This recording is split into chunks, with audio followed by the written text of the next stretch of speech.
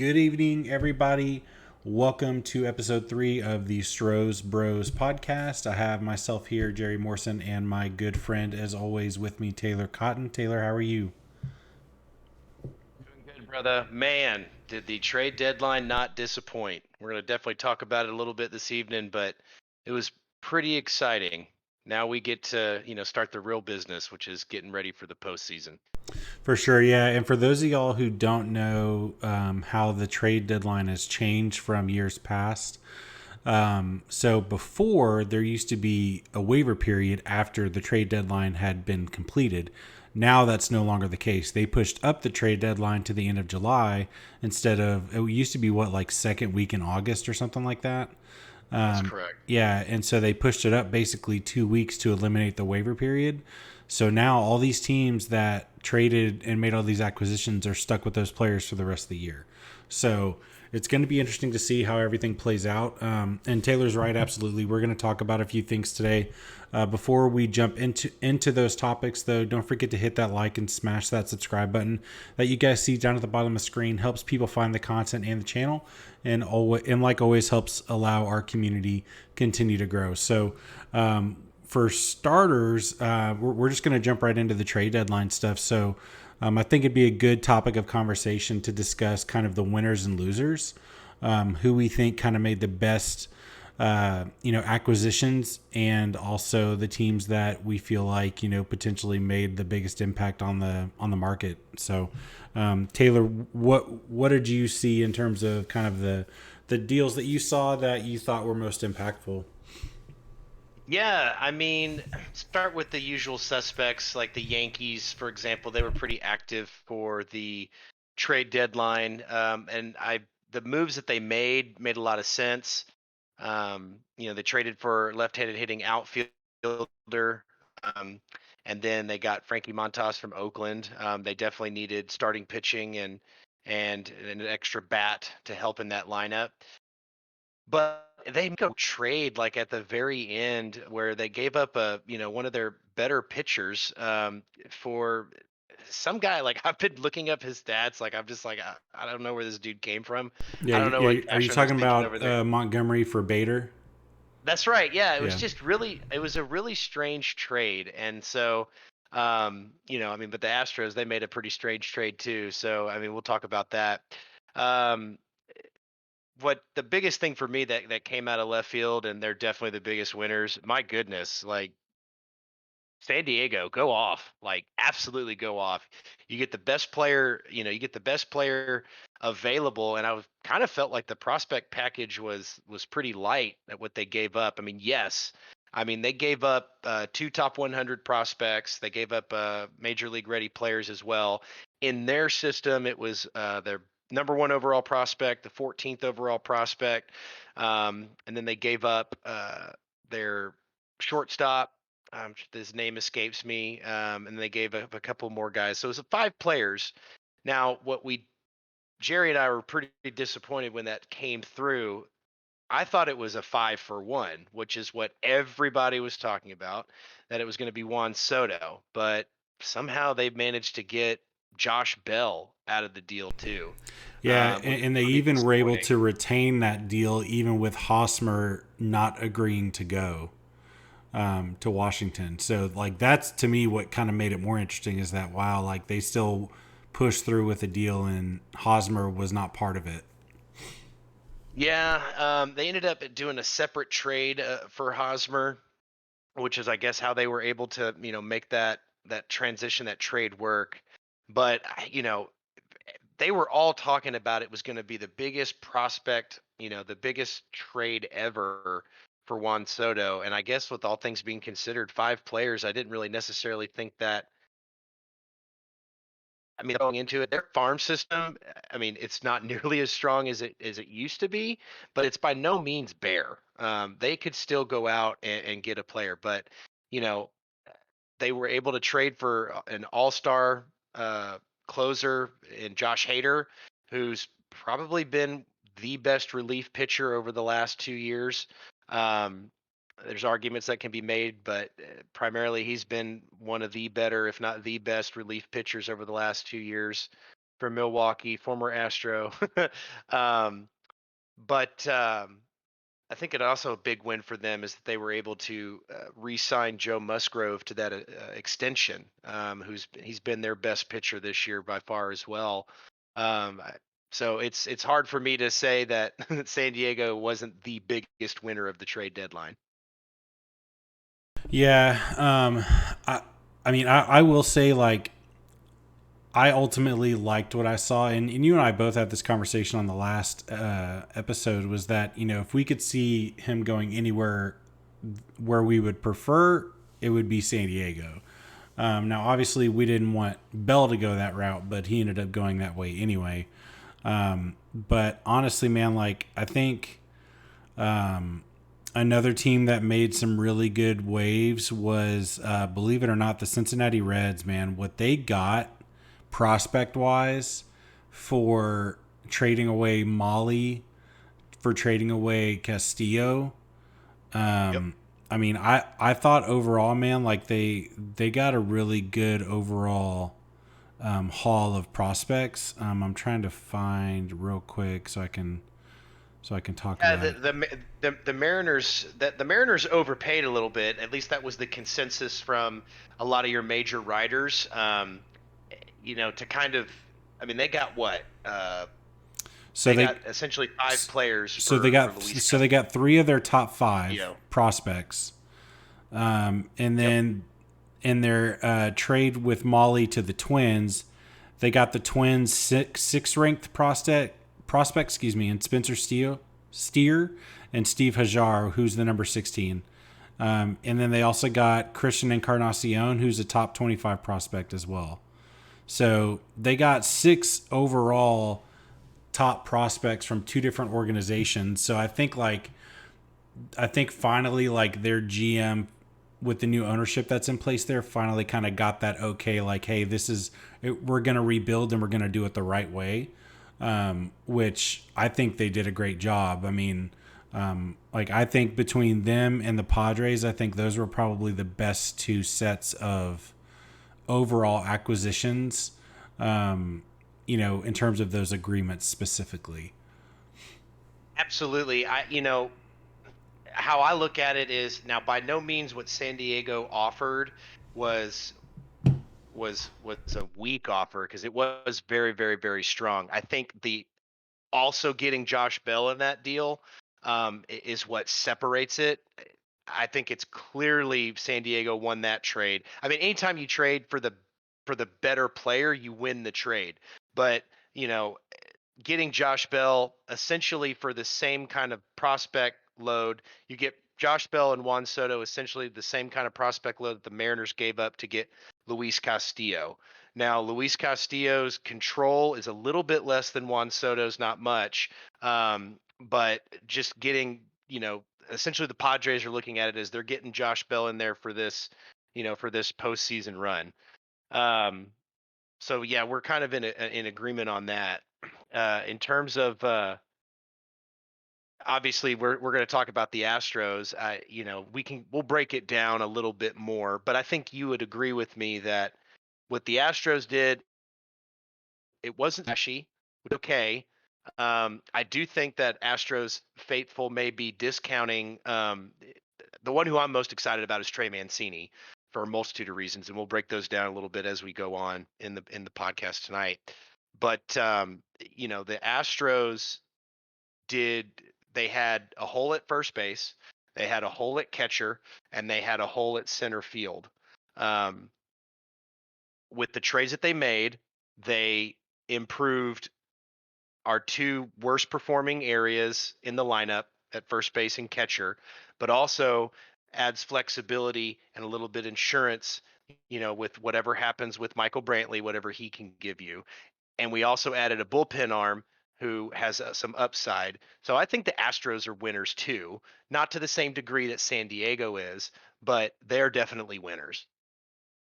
Yeah, and that's a good point too. I mean, like, what most people think, yeah, if their organizations didn't do much, like the Dodgers, for example, like the Dodgers didn't really make a splash, but that's because I felt like they were kind of holding their cards close to the vest. And also, I mean, they're ultimately arguably the best team in the National League. So it's like, okay, maybe we see something in Joey Gallo, which to me was kind of a head scratching kind of trade. For a guy who couldn't necessarily really handle the New York market, and now he goes to an even bigger market with an even more dedicated fan base in the Dodgers.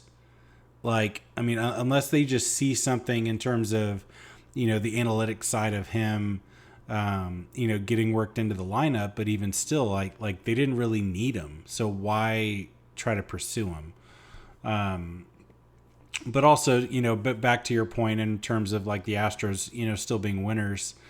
I think the biggest thing is teams filling needs, and also it's one thing to feel good about going to the playoffs, and then it's another thing altogether about winning the World Series, right?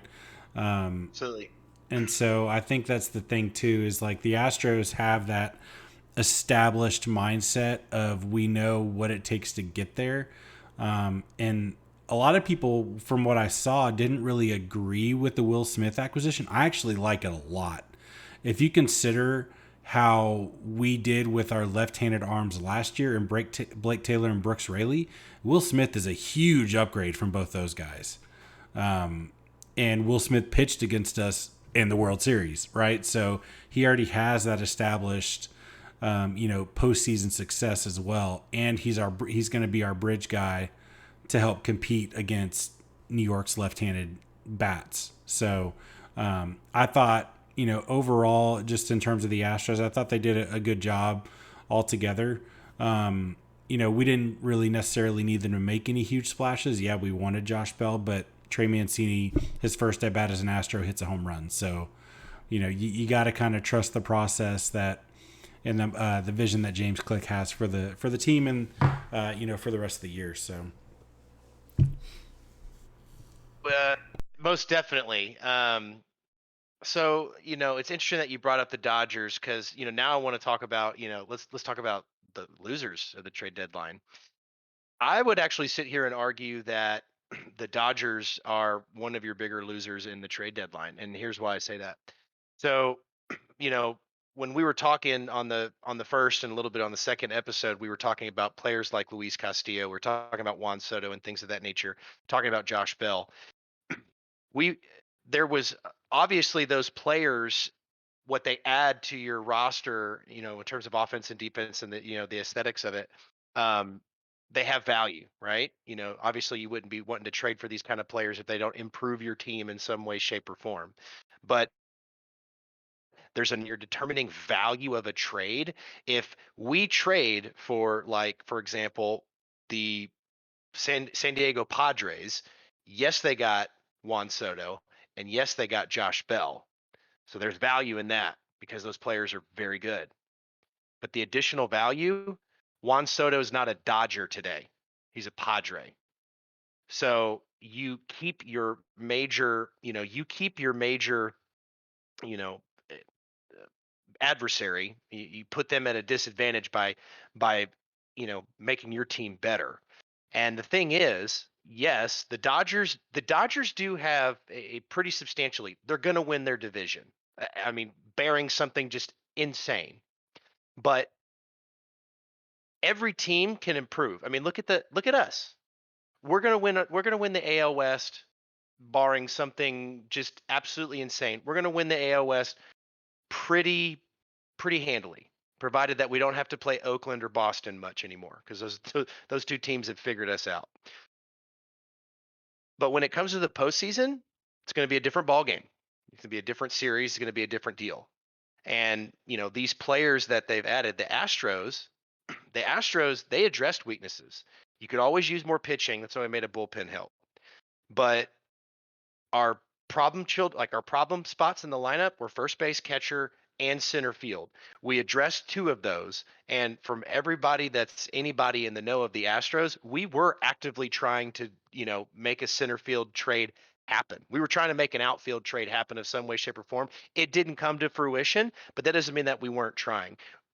Even though we are so handily in front, that doesn't mean that you can't still improve your team. And if you can keep a player that you're looking for that improves your roster from your adversary getting it, all the better. Yeah, and I 100% agree. I mean, and also too, I mean, I mean, if I'm being completely honest, I don't think the Dodgers were really in on Soto. I think that they were pitching it to get potentially San Diego to give away more. Pretty much like if you were playing poker, right? You're trying to increase somebody to get them to increase their bets, right? Thinking that you have a good hand, and the whole time you're bluffing them, right? In order to to win that specific hand. So, Well, sure. or even like an auction, right? You're trying to get somebody to bid up, and then you're like, okay, I'm good, just to make them have to pay more. But like we talked about, I know that we talked about the Dodgers a lot in the first episode. You know, they do have a good lineup. Their lineup is great. So I didn't really necessarily understand the Gallo trade because their lineup's not what they're weak at. They're weak at pitching, starting pitching specifically. They were in on Luis Castillo, and they had the prospects to make that happen. They just ultimately didn't do it. But then they also let Frankie Montas slip through their fingers. Mm-hmm. And I mean, I'm not going to say that, Quintana, who got traded as well, is on the same level as those other two guys, but it definitely helps. I mean, they're essentially going on there that Clayton Kershaw is going to stay healthy, which, and we know how he is in the playoffs as well. David Price, Walker Bueller, like those guys, they're banking a lot on that. They did nothing to address their starting pitcher or even the bullpen. Um, their trade that they made for and the trade that they made for Joey Gallo, it just didn't make sense. And the thing is like San Diego, their biggest problem was not pitching, but they went out and got an all-star reliever, so that just helps. But their weaknesses were the lineup, and they clearly improved that. So Yeah, yeah, and I think I mean like going back to what you're saying about like finding losers and ultimately going out and trying to improve your team not only for this season but also for seasons to come. I mean, to me, honestly, the biggest disappointment that had one of the most highest potentials of getting something back, especially with controllable pieces, was the freaking Cubs, dude. Did their GM just fall asleep like during the whole trade deadline? Like, what happened? I did think it was kind of odd that all the things with Ian Happ, and I mean the Astros had talked about Ian Happ. The Astros had also talked about Wilson Contreras. We ultimately ended up going with Vasquez. I was a little bit surprised with all the drama that was going on with those two players. I mean, they're hugging it out, they're crying, that they both still remained as Cubs. But I think the reason for that is that it was a seller's market, clearly, just with the amount of prospects that were given up. But I just guess the Cubs just wanted, you know, too much for those guys, which are both rental players. Yeah, I mean, and like even the White Sox, dude. Like Chicago is like 3 games out of their division, like for the Yeah, lead in the AL Central, and they didn't do anything either. And like they had pieces that they could have traded to improve themselves, and they didn't do anything. They just sat back and just let Minnesota go get better. I mean, I loved their move to get what is it, Joe Jimenez from hmm, Baltimore, dude. Great pick. Like and they didn't really give up a whole lot to get the guy. sure. I mean, they did. I think they also deserve some credit. I think they did very well in getting both Molly, and I don't know if you know this, but I think Molly's, so his home ERA at Citizens Bank is like 5.76. His road ERA is like 2.79. Wow. So everywhere else except for Citizens Bank, he's money. So, and then I'll talk about this, and then we can. I think would be nice is we can just kind of rank like our top winners and then our top losers. But I'm pretty sure my opinion on the biggest loser of the whole thing, Washington Nationals. And the reason I say that it's the Washington Nationals, you're talking about in 2018, um, and then ultimately when they won the World Series in 2019, Mm-hmm. their roster was Anthony Rendon, Max Scherzer, Trey Turner. Juan Soto, and then they got Josh Bell in 2021. So in that period, those 5 guys are now no longer with the team. That's insane. Yeah. Well, and they also had Scherzer, who found a different gear, and now Scherzer isn't even pitching. Right. I mean, now he's just been hit with the injury bug again, and Corbin is a shell of himself. He's not even the same guy anymore. Those are You two. mean you mean Strasburg? Yeah. Sorry. But yeah, Strasburg and Corbin's contracts are horrible. Like, I don't know what I think it's Mike Rizzo's the GM for Washington, if I'm not mistaken. Correct.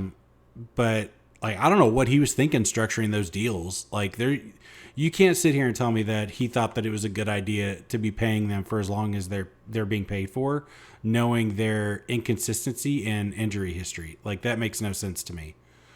Yeah. But yeah, I mean, like, if I had to rank like a 1 through 5, for who I thought were the top 5 that did something, I'd probably say, I mean, obviously San Diego would probably have to be my number 1. I would Yep. say number 2, just in terms of the haul that they got for like the little bit that they really gave up. Yep. What would be Cincinnati would be my number 2. Yep.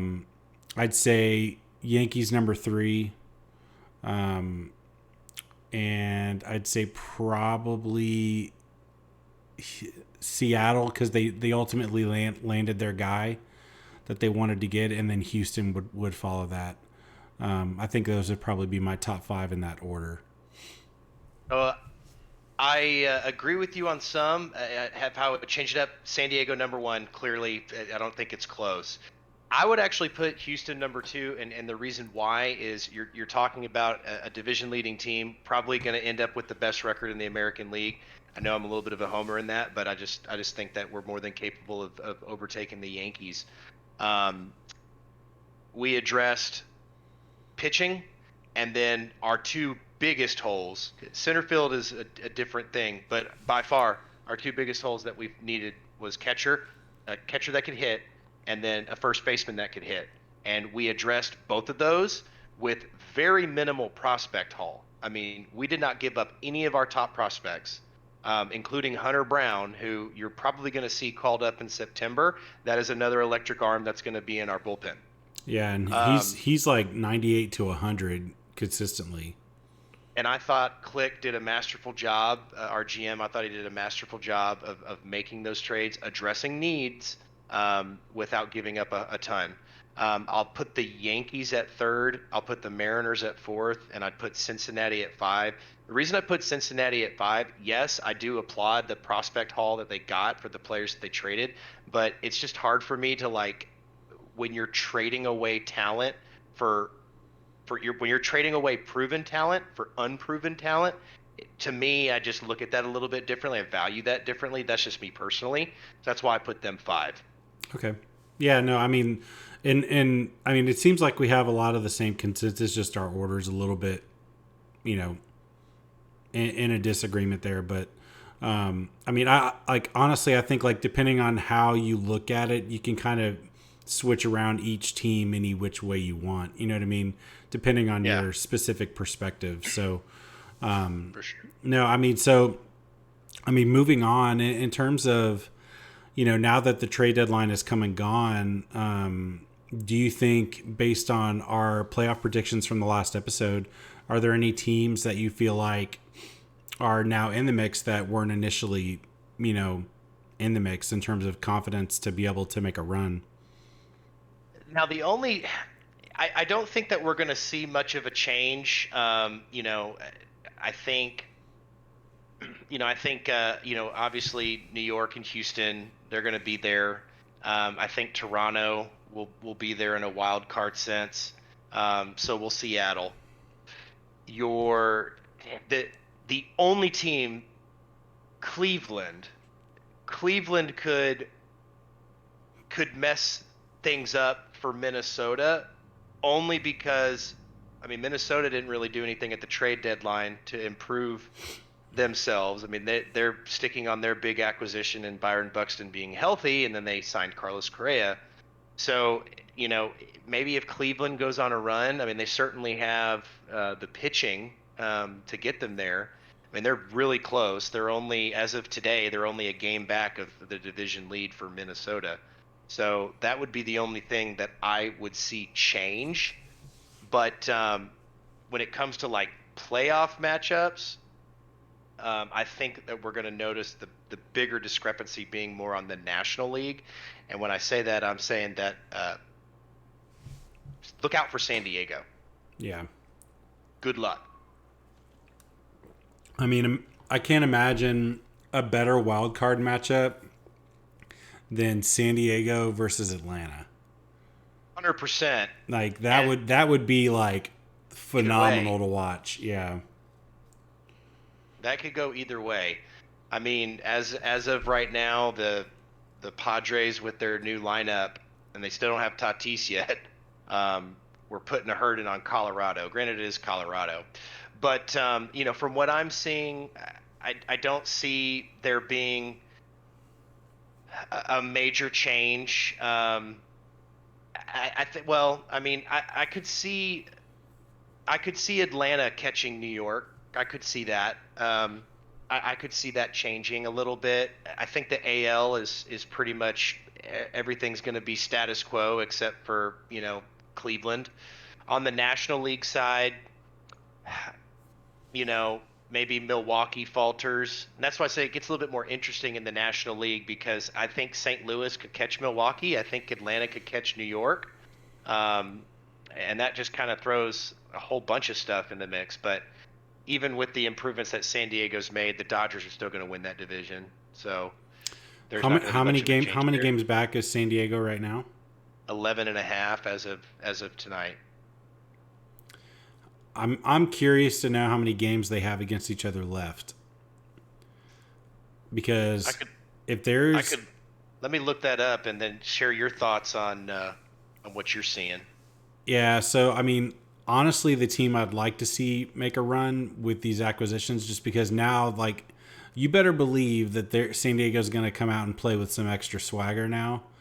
Now that they landed those guys, and if they have, I mean, at least 12, 13 games left against LA, man, they could win a majority of those and pull within single digits, and then it's up for grabs.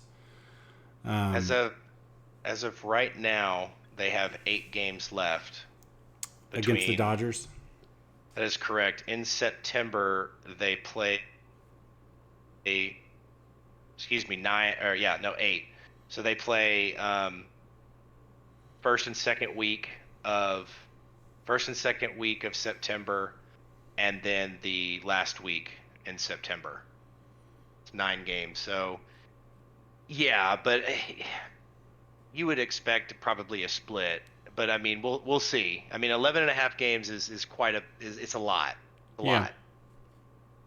You know, it's certainly different than a game and a half. Yeah, I mean, and especially rolling into the last 2 months of the season. So, um, 100%.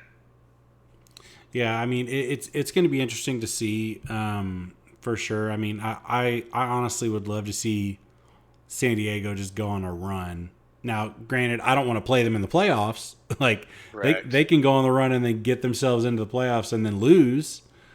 Correct. I'd be perfectly okay with that, but yeah, I mean they remind me a lot, man, of when in 17 how uh you Oh, know and I don't mean to interrupt you. I'm very sorry, but there's 3 games in August that I totally miss. so they have Uh, 11 they total. they play the Dodgers this weekend in a Yeah. 3 game set. I mean, and that's the thing, dude, like let's say they sweep that series. Now they've cut it to 8 games with 2 months left. Now it's kind of looking a lot better, you know what I mean? Like it's still doable, man. I mean, and they have now the staff and the lineup to carry them to it. And wasn't it a few years ago that it was it Tampa or Boston that just like overcame like this obscene division lead? You remember what I'm talking about? It was something like 12 games or something like that. That either Tampa Bay or Boston went on to make the playoffs. It if I were to guess, it was probably Boston. But I know that, and it was. I think it was last year, dude. No, I'm thinking of something different. I mean, shoot, Atlanta did it this year. Atlanta was like 13 games behind the Mets, and they cut it to like a game and a half. Yeah, I just don't. I mean, yes, I think that the Dodgers didn't. Yes, I think the Dodgers didn't, do enough to improve their roster, especially to the level that, their major adversary did in San Diego.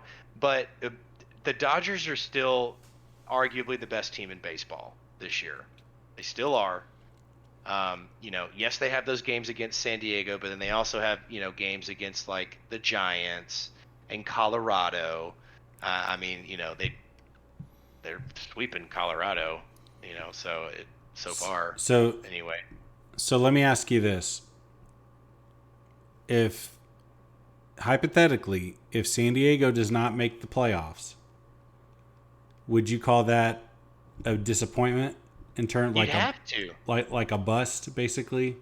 It would have to go down. I mean, this was regarded as like the best, biggest trade of all time. It would have to go down as the equally as the biggest bust of all time. I mean, they gave up, and it's going to be that way if they don't keep Juan Soto. I mean, they gave up a lot. They gave up a lot. I mean, I think they should have given up more, but it is what it is. But absolutely, absolutely failure if Yeah, they don't. And I don't mean just not just making the playoffs, but a deep run. yeah, yeah. I agree. Um, yeah. So moving on real quick. So we have one more topic we want to talk about, and then we'll call it quits for the night. So, one last thing we wanted to address was the new Astros acquisition specifically, and how we think they fit in to the current vision for the team itself. So Taylor, kind of give me your opinions on the three new acquisitions that we have. Absolutely, this is the topic that I was most excited to talk about, um, just because I was so dead set. Josh Bell, Josh Bell, Josh Bell, Josh Bell. It made so much sense. It's great. It's great. So much so that I discredited Trey Mancini way more than way more than I ever should. After doing a deep dive and processing and listening to the interview that he did, this is going to be the Trey Mancini trade deadline. I'm so excited and so pumped to have him on the roster, as is he. Just, on a personal standpoint, my family's been touched a lot by cancer.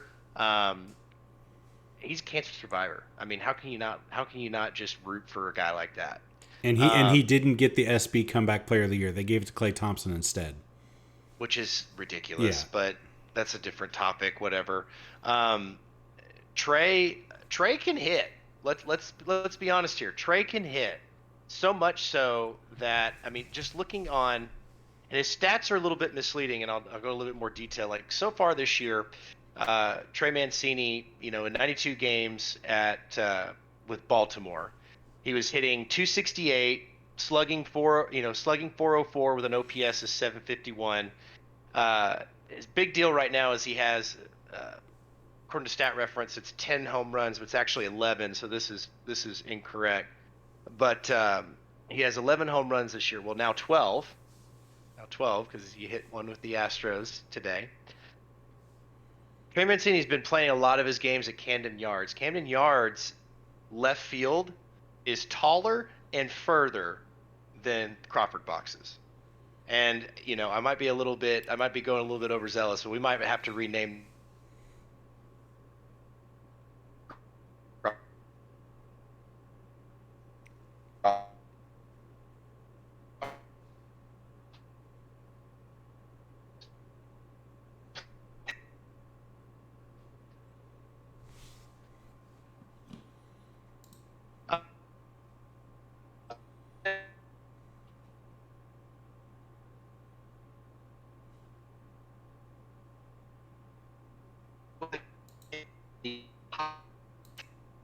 for the dude can mash. The dude can mash. He can hit. He's going to do wonders for us. And this is a guy that, most importantly, wants to be a Houston Astro. He talked about it. He said his heart's always going to be in Baltimore. He loves Baltimore, thanks them for what they did, and he believes, and it is true that, and he thanked this training staff for saving his life and just welcoming him to family. But he's been watching Houston for his career. He loves the guys in the locker room. You could say this about all three of the acquisitions that we made. Like the locker room guys, Justin Verlander touched on it. That was one thing that he was most excited, because he talked about how close knit and tight our locker room is, and these guys just add to it. They're all locker room guys. They are loved in their locker rooms. Trey Mancini has said numerous times that he is so happy to be an Astro, and I'm so excited. And it reminds me of Jose Altuve in the sense of how much he's excited to be on a winner, on a team, and how much he loves playing for the Astros. So that's why I'm most excited. In terms of fit, you're talking about a guy that can play first base, he can play outfield, he can DH. He's definitely going to help spell Yuli. He's definitely going to help us in the event that Uncle Mike doesn't come back as strong, or even in the future, because there is a vesting option next year. So this isn't a rental player in Trey Mancini. We would get him for another year. He solves a lot of our problems, and I think that as we saw today, our offense just flowed so much better with him in the lineup. Love Yuli Gurriel.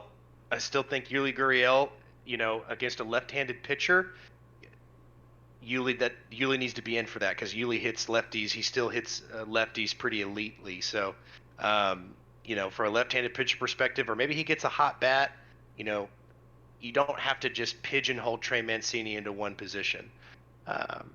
Christian Vasquez, just real quickly, in terms of, because I want to leave Will Smith to you, because that's a pitcher, that's your world. I get it. Christian Vasquez, this is one of the best hitting catchers in baseball. I mean, dude's batting like 286. He's got 47 RBIs, 7 home runs.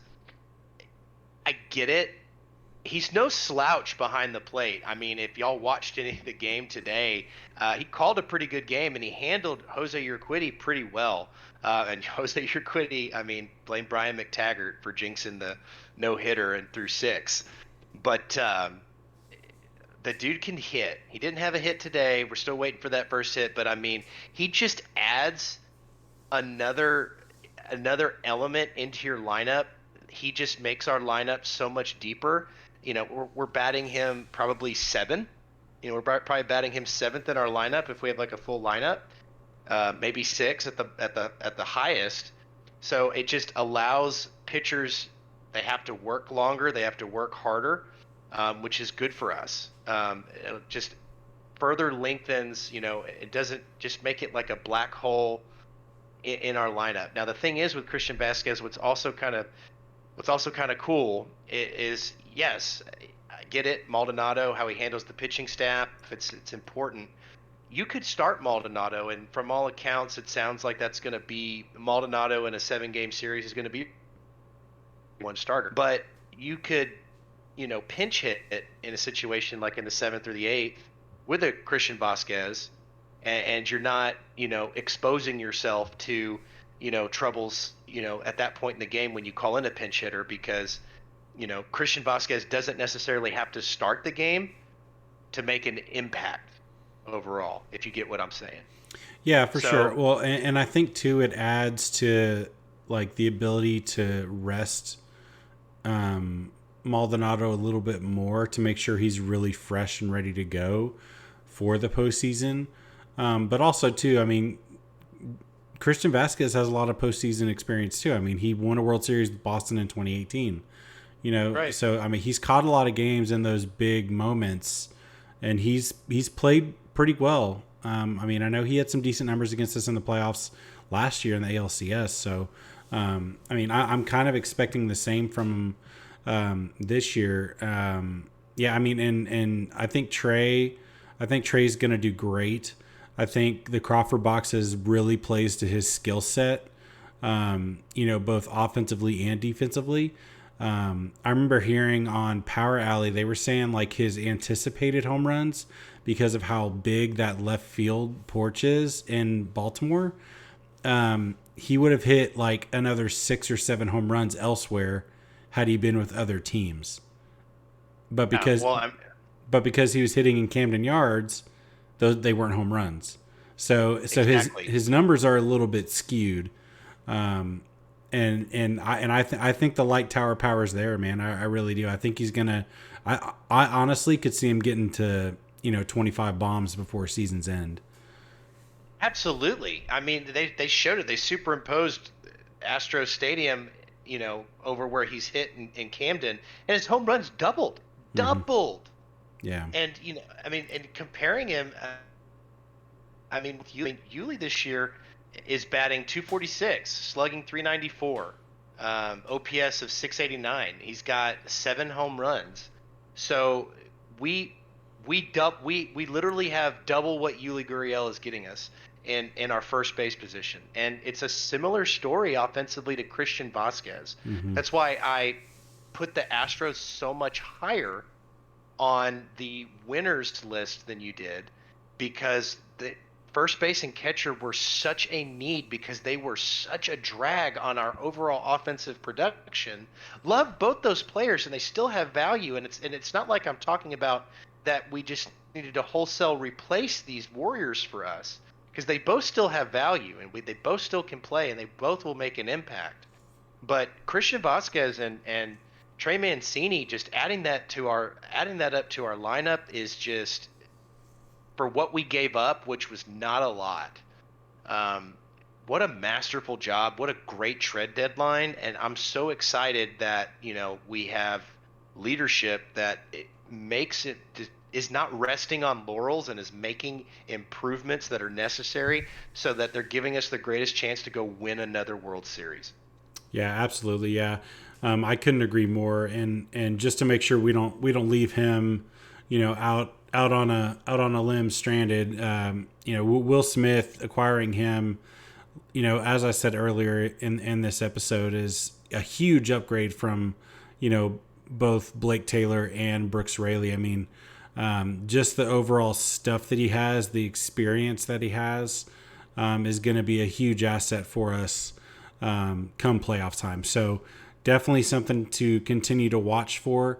I do want to touch on something before we let everybody go. For those of y'all that don't know and don't really follow, any other teams, Vin Scully passed away. He was the voice of the Dodgers and probably one of the most iconic sportscasters, within our generation. I mean, he was in the booth up until 2016.